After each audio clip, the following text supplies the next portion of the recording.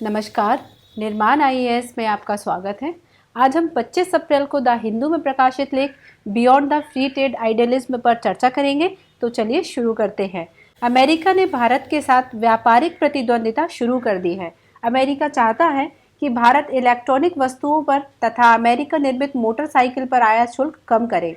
इस बीच विश्व व्यापार संगठन को विश्व में मुक्त व्यापार व्यवस्था के नियमों पर विचार करना चाहिए कि क्या जिन नियमों द्वारा विश्व में विभिन्न देशों के बीच मुक्त व्यापार किया जा रहा है, इनमें सुधार की आवश्यकता है।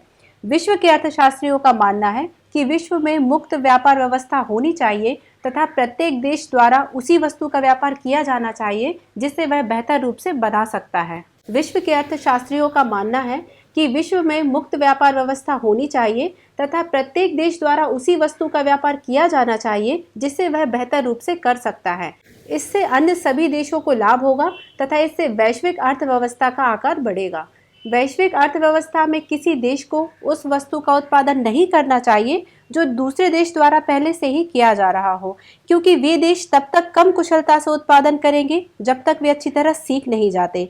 इस सिद्धांत के अनुसार भारतीयों को यह सीखने की जरूरत नहीं थी कि ट्रकों, बसों और दोपहिया वाहनों का उत्पादन कैसे किया जाए, क्योंकि इसका उत्पादन अमेरिकी, यूरोपीय और जापानी कंपनियों द्वारा कुशलता से किया ही जा रहा था, जिसे हम कम कीमत पर आयात कर सकते थे।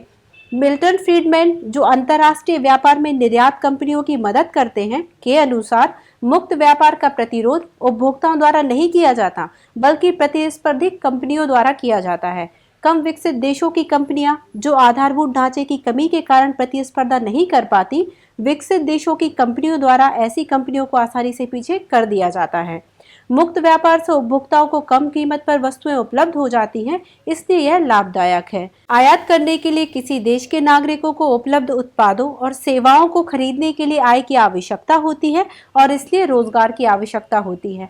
किसी देश की सरकार द्वारा अपने देश के नागरिकों के लिए रोजगार के लिए प्रयास किए जाने चाहिए। इसके लिए घरेलू उत्पादक को प्रोत्साहन दिए जाने चाहिए ताकि रोजगार के अवसर पैदा हो सके। इसके लिए प्रभावी औद्योगिक नीति की आवश्यकता होती है और उन क्षमताओं को विकसित करके यह उन देशों के उत्पादकों के साथ प्रतिस्पर्धा कर सकता है जो पहले विकसित हो गए थे।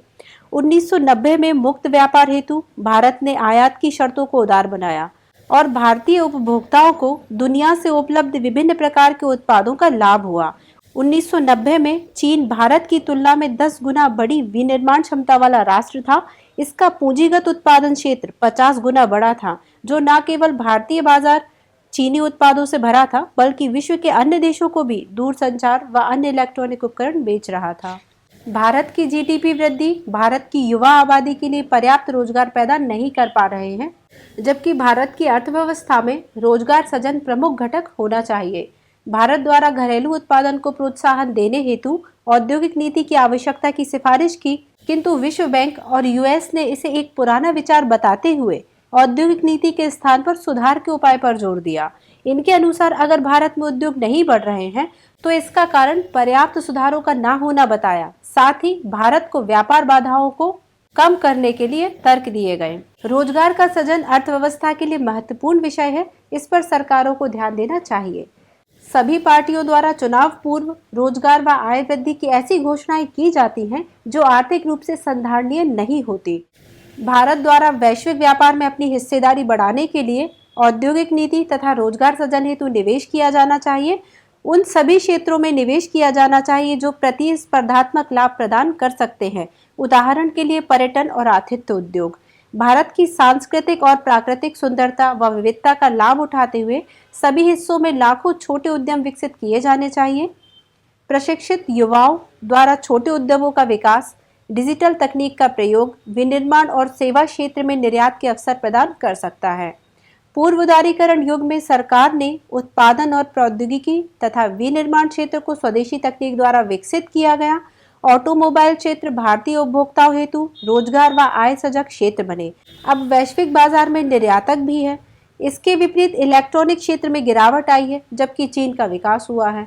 भारत ने 1996 में विश्व व्यापार संगठन के सूचना प्रौद्योगिकी समझौते पर हस्ताक्षर किए और आईटी से संबंधित निर्मित उत्पादों पर आयात शुल्क घटाकर शून्य कर दिया, जबकि चीन कुछ समय के लिए इस समझौते से पीछे हट गया और अपने घरेलू विनिर्माण क्षेत्र को मजबूती दी।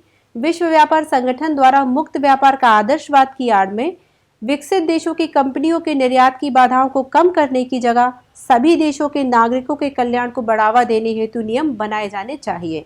भारत को मजबूत औद्योगिक नीति तथा आय व रोजगार की नीति से व्यापार नीति का मार्गदर्शन करना चाहिए।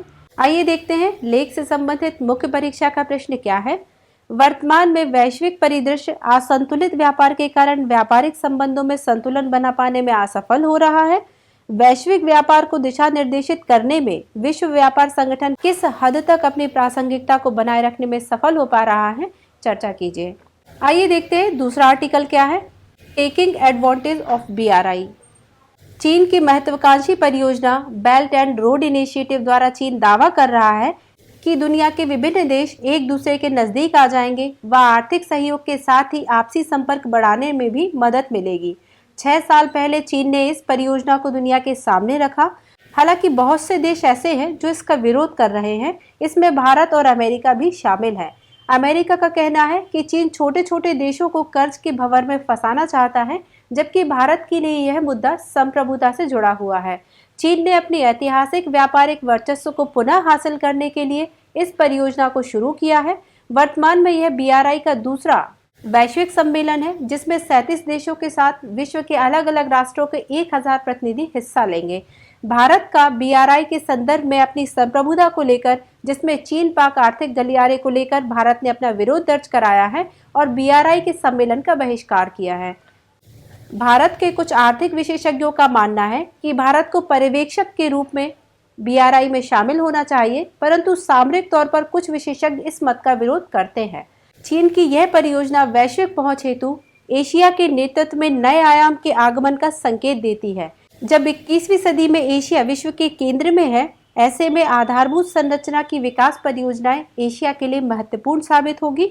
चीन की जनसंख्या एशिया की कुल आबादी का 1/3 है, लेकिन 2050 तक इसकी कार्यशील आयु जनसंख्या में कमी आएगी।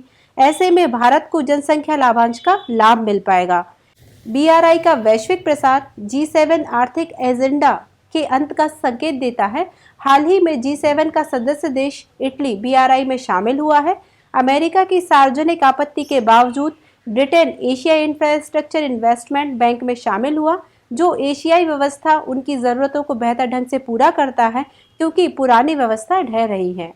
एशियाई विकास बैंक एशिया में आर्थिक विकास का प्रमुख चालक सिद्ध हो रहा है। BRI की सबसे बड़ी विशेषता परिवहन, ऊर्जा संचरण और संचार की भौतिक व डिजिटल बुनियादी ढांचे का नेटवर्क है, जो उन्नत विनिर्माण और नवाचार आधारित कंपनियों के लिए बाजारों के साथ सामंजस्य स्थापित करता है। कुछ देशों द्वारा BRI की आलोचना पारदर्शिता को लेकर की जा रही है। संयुक्त राष्ट्र सतत विकास लक्ष्यों के साथ संबंधों के माध्यम से बहुपक्षवाद के मानकों की ओर बढ़ रहा है। अंतर्राष्ट्रीय मुद्रा कोष ने BRI को वैश्विक अर्थव्यवस्था के लिए महत्वपूर्ण योगदान के रूप में वर्णित किया और BRI द्वारा भविष्य में अंतर्राष्ट्रीय विधियों का पालन किया जाएगा।